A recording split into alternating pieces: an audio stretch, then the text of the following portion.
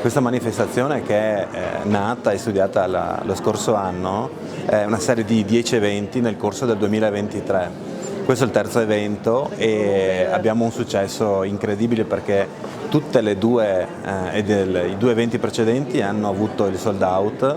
Questa è piena e abbiamo prenotazione già per il quinto evento, quindi abbiamo capito che la cultura paga sempre e non si sbaglia. È un piacere essere qui perché è uno dei punti cruciali, uno dei punti storici della nostra Follina e siamo ben lieti di ospitare queste persone con questi artisti incredibili per questa serata dedicata proprio al tango. Follina, essendo baricentrica nella zona del Conegliano Valdobbiadene, vuole distinguersi per la cultura, per l'arte e la musica. Noi abbiamo la nostra splendida abbazia, abbiamo molta musica di tutti i tipi e qui abbiamo fatto qualcosa di diverso, qualcosa di speciale, quindi invito tutti a prenotarsi per tempo perché veramente sono cose che meritano, come dicevo prima, con artisti e con la qualità musicale che ha dell'incredibile. Abbiamo avuto tante prenotazioni, abbiamo alcune persone ancora in attesa che appena vedremo se ci sono dei posti liberi che potranno entrare.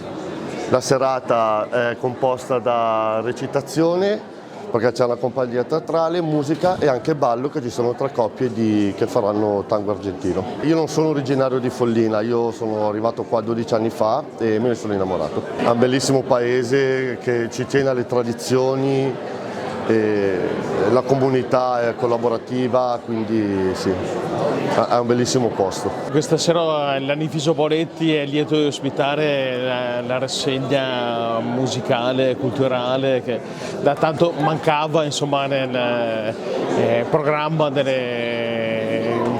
vita sociale follinese. Siamo dopo tanti anni contenti di ospitare finalmente un evento in Lanificio e non c'è occasione migliore per avere così tanti ospiti, il pubblico partecipe in una sala del Lanificio che un tempo era parto della colorazione delle materie prime ed ora è un posto e uno spazio dedito alla cultura e alla presentazione di eventi e siamo molto contenti di ospitare l'associazione musicale Gaspare Poletti qui in Lanificio e tutti i nostri ospiti. È veramente un'occasione per condividere un tempo di approfondimento, di riflessione e di divertimento insieme e ci fa veramente un grande piacere condividerlo con voi. Abbiamo questo ennesimo appuntamento di una rassegna veramente importantissima per il nostro territorio,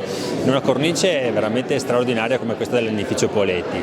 Fa vedere quando si mettono insieme le energie migliori del territorio cosa può uscire. Un livello culturale sicuramente molto alto che fa bene anche per la promozione proprio di quello che è un territorio già patrimonio dell'umanità, ma che ha bisogno veramente di eventi come questo per alzare ancora l'asticella.